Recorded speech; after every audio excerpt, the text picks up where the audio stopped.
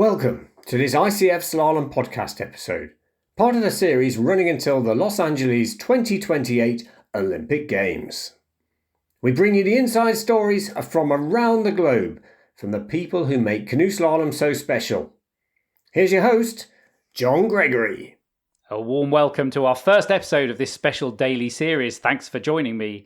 We will be bringing you a short daily episode as we guide you on what to expect the next day at the ICF 2025 Canoe Slalom and Kayak Cross World Championships, and a recap on the last day's racing in Penrith, Australia.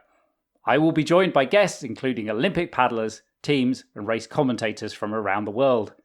Opening thought, these worlds in Penrith, Australia come 25 years after the Sydney Olympics and 20 years after the last Senior World Championships on this course. Today we will preview what to expect. I am joined by two legendary figures of Australian canoe slalom, Olympic silver medallist Danielle Woodward and C1 Men world champion Robin Bell. First today I chatted with three-time Olympian Danielle Woodward. So Danielle, you came into the Sydney Olympics, you're already Olympic silver medalist by that point. This was your third Olympics, but what do you recall from that Sydney Olympics race experience?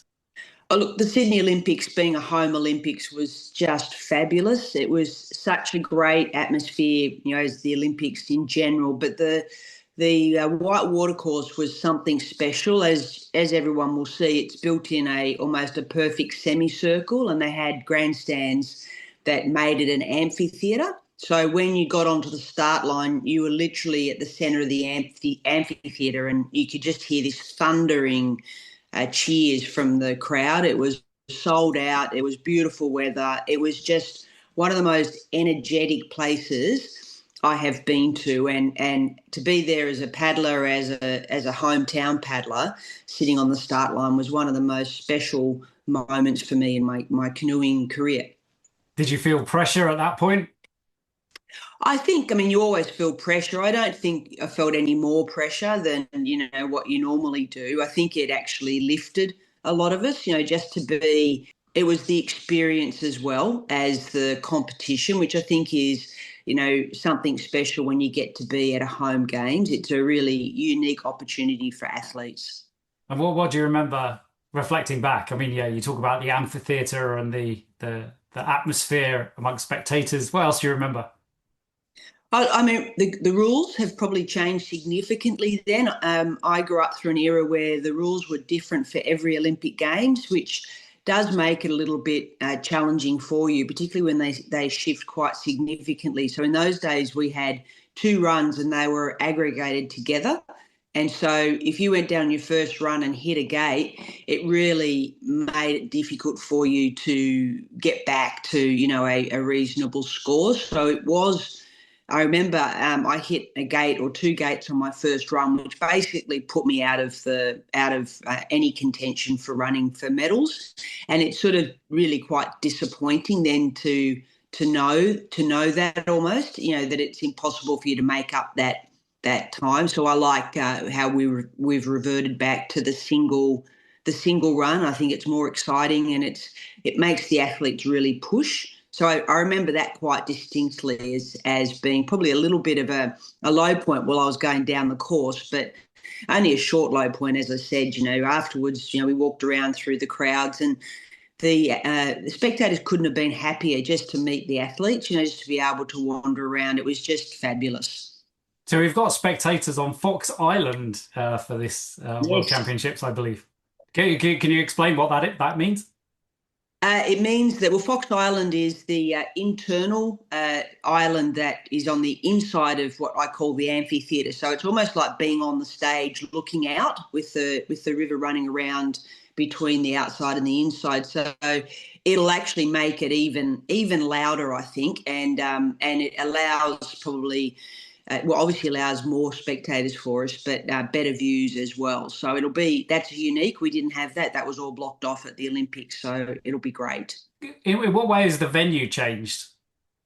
2014, we had Junior Under 23 Worlds. Venues tend to evolve and white water courses tend to evolve. Yeah, so obviously with the rule changes, the course is shorter now. So we raced over the full length of the Penrith white watercourse from the very top of the first rapid to the very bottom. Now the course is probably only 250 metres, so they start a little bit lower and they finish a little bit higher on the course. So it makes it more explosive. Obviously, the boats have changed too. They're shorter so that the ability to turn and the ability for the course designers to make the courses harder, actually, tighter, has made a significant difference. And like with most of the courses built from about the 2000s, a bit before, the obstacles can be moved. So all of the pegs, in the boards, the Calaboda boards, they can be moved around. So they've been moved over the years, and it's settled into, a similar configuration. It's still similar, which is great because I think they got the course, pretty right back in 2000. But so that's just changed up a little bit too. So the waves are a bit different. All the trees that were tiny little saplings are massive, massive gums now. So I think that there's a lot that's been changed. It's actually a really nice place to visit. With the trees and the grass. It's lovely. Well, I know it's a big favourite of many paddlers. So why are these worlds important to, let's say, Penrith, Sydney, and probably Australia as a whole?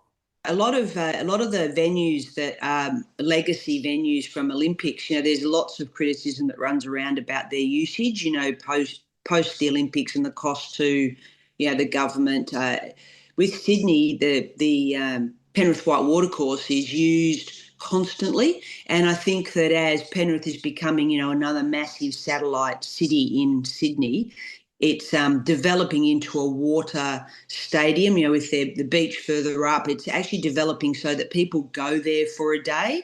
And Penrith has had rafting on it, always has canoeing on it.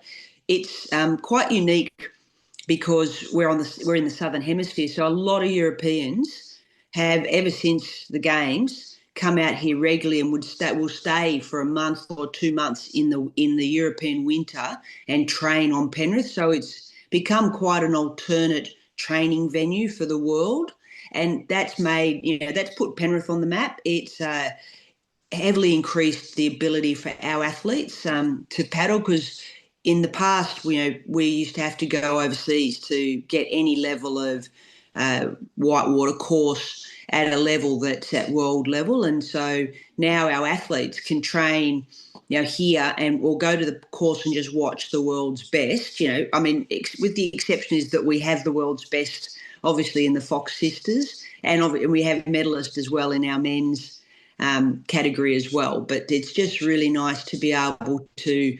It improves the sport. It builds spectator. The world's coming to Penrith is a big tourist attraction for Penrith as well. Like, it brings a lot of people here on a regular basis, and it brings the sport, I think, to the public, which is where you really want to be. It offers another type of sport for our young athletes to get involved in, and our young kids. Yeah, I was going to ask you in terms of what do you hope these worlds will inspire? Well, hopefully they will inspire. I think I read something the other day that Jess Fox had said that she was at the Worlds in 2000 as a little kid, and she was inspired by Robin's win at the World Championships. And if that's not inspiration with a great story behind it, I don't know what is. So it's wonderful that young kids, you're so impressionable.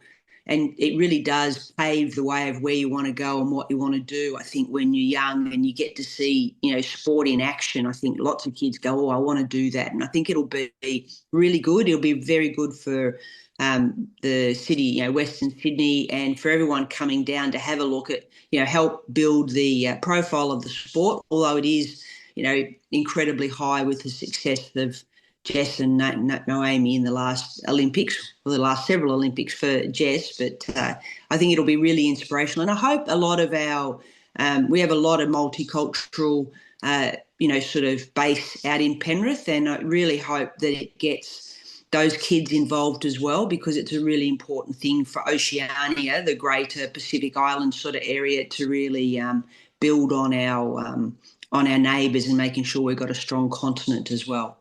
Okay, absolutely. So I was going to say what, or maybe it's who, are you looking forward to seeing? I was looking forward, obviously, to Jess Jess paddling, but unfortunately she's not able to. And I think that she's made absolutely the right decision, because your health and your welfare is absolutely important. But I think that, the Australian team is so good. They've got such depth with them. It'll be wonderful to watch that, watch them all race in the world in their hometown, because it is a big thing. It's different to have it at home. It'll be great that I think that the Australian team, that their parents will be able to see them all as well, which I think people forget, is that, that your friends can come. So the people that you've been lifelong friends with, like your school friends, your uni friends, your work colleagues, they can actually come and see the sport that you do. And like with all sports, it's very different in real life to what it is on the television. You get to see the size of the rapids that they have to go down at Penrith and how steep it is, which, television loses that sense a little bit. And so I think it'll be fantastic for all the support that, athletes, sort of lean on so heavily, to be able to watch them come and watch the athletes. So that's probably, and also there's a lot of old athletes from my era coming. So they did this in a couple of years ago in Augsburg. They had the reunion in Augsburg, and this year there'll be a lot of older athletes that used to paddle in my time and Richard and Miriam's time. And so we've got a big reunion coming, just to say hi, because, people stay in the sport, they stay with their kids, or they stay volunteering and move into volunteering and the administrative roles that it requires to run the sport at a world level. That was Danielle Woodward. Danielle represented Australia at the Olympics in Barcelona, Atlanta and Sydney. She spoke to us from Ballina, Australia. Next, I chatted with Robin Bell, C1 Men world champion from the 2005 World Championships in Australia. Cast your mind back to 2005 Worlds in Penrith, where in the final you won gold ahead of Tony Estanguet and Mikael Martikan. A few people can say that. What do you recall from that final, I guess the podium and the media in the hours and maybe days afterwards? It was obviously a home world for me. The sport was pretty small in Australia at the time, so I had one of my best mates flying from Perth, my hometown, and he arrived, I think, about 30 seconds before my final run. And obviously crossing the white line and winning the world is kind of funny what you remember. I remember my best friend being there. I remember, talking to Tony afterwards and being on the podium with Tony and Michael. And it was just such a great time, and it was a bit of a vindication for, the hours that you put into training, and after a bit of a disaster in the Olympics the prior year. So it was quite. No, I mean, it was pleasing. The media was funny. There wasn't, I'm afraid, a lot of media back then. I remember getting interviewed from a golf show, and they were asking me how many millions I won from the winning the world champs, and they were kind of disappointed when I said I didn't actually win anything from it. But yeah, that was it back then. No podcast, no social media back then, none of that. So it was all pretty quiet. Yeah, it was a good time though, because I got to spend it with my family and my friends who all came over and made like a special trip to come to the Worlds. So it was a good week. And then we had all the international paddlers in Penrith that we had to make sure had a good send-off after the after party and things like that. So it was kind of a switch in concentration to making sure everyone had a good time. Yeah, well, winning home worlds is very special, as we know from many athletes. Now, I mean, you were already a world champion silver medalist from the 99 Worlds in La Seo. So a question, I mean, did you move to Penrith once the course was built in advance of the 2000 Olympics? Yeah, so we all moved. There was a whole squad in Australia moved to Penrith basically January 99. So the water turned on kind of, I think it was in end of January, February, and we started getting access early 99. Yeah, that's right. Early 99, so we moved. There was a house full. We had 5 paddlers: Justin Bucock, Louise Natoli, who were all from the team, Ben Patrick, Anton King. And there was about 5 of us jammed into a house. And it was, yeah, it was really, really good time. We used to hold a barbecue every Thursday at the house with all the international paddlers, and we'd get between, 20 and 70 international paddlers every Thursday for a barbecue. And we had a swimming pool there. It was a good time. We were all learning. We had access to the venue. We used to change the bollards for every session. So we had a new course every session. And it was a good time back in Penrith, back in the early 99. And then the international paddlers all came from kind of late 99. There was the World Cup, and then a lot of them, like Lucas Pollitt, stayed, worked in Nepean Hospital. It was as a doctor, and he stayed the whole summer and trained with us. Amazing. Well, where were you paddling before the course was built? Was there anything in Penrith before the course was built? There was no nothing. There was no, yeah.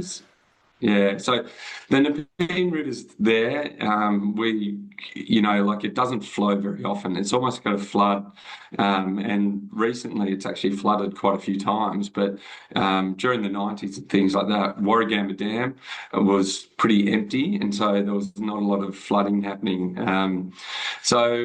Yeah, it was travelling a lot. In Australia, we've got really good rivers. But they're just a long distance apart. So when you're, 19, 20, and you've got the time to get to these rivers, it's not a problem. Justin Bucock from Tasmania, we used to spend at least kind of a month or 2 in Tassie training with Justin. And then would go to New Zealand as well and train for a few weeks. I'm from Perth in West Australia, and we had a place called Harvey in the 90s. And then basically, due to political reasons, it got shut down kind of 96. So we had actually an international grade course that we'd turn on at the bottom of the dam during summer, and that's what I grew up on. So there was a little bit of water in winter on a couple of the natural flow rivers, and then there was Harvey, which was all the way through until 96. So we didn't really have that many rivers. Okay. And we didn't really have access to a whole heap as well. Okay, well, it's fascinating you obviously spent a lot of time in Europe. So now you have a wife and children. What do you hope that these worlds will inspire for your boys and other kids across Australia? I talked to a lady last night, actually, and she runs one of the female AFL Aussie rules football teams. And it was really interesting. She's got an 8-year-old, and she was going, the slalom worlds are here in 2 weeks. I'm like, how do you know this? This is awesome. And she's like, my daughter's follows Jess Fox, and we love Jess Fox, and we're going to go out and watch it. And I was like taken back. I was like, this is fantastic. So these people are going to be driving an hour away to go and watch Naomi race, and the rest of the team, obviously. But it's good that there's people interested, people know about it, because what's been fantastic is Jess and Naomi have kind of brought the sport on the map in Australia, where previously it was obviously pretty small. So that's absolutely awesome, and I'm looking forward to. It's great having when I tell someone that I do canoe slalom, normally out to tell them exactly what it was. And, now I just go, I do the sport Jess Fox does, and everyone goes, oh, yeah, we know that sport. So it makes it a lot easier. But it's going to, it's inspired this girl who lives in Manly, this 8-year-old girl that lives in Manly. So I'm like, this is fantastic. And hopefully that's right across Australia. We'll start seeing more and more people at least know the sport. It's hard to get access to the sport, but, hopefully people can do that. What or whom, I guess, are you interested or are you looking forward to seeing at the World? Tell you the truth, I'm looking forward to Tommy Smith's here. I'm looking forward to catching up with the old guys first and foremost, because I haven't seen them in a long time. But yeah, there's a couple of the young French C1 paddler. He's on a tear at the moment, isn't he? And then I want to see Michael Mardigan, see what he can do.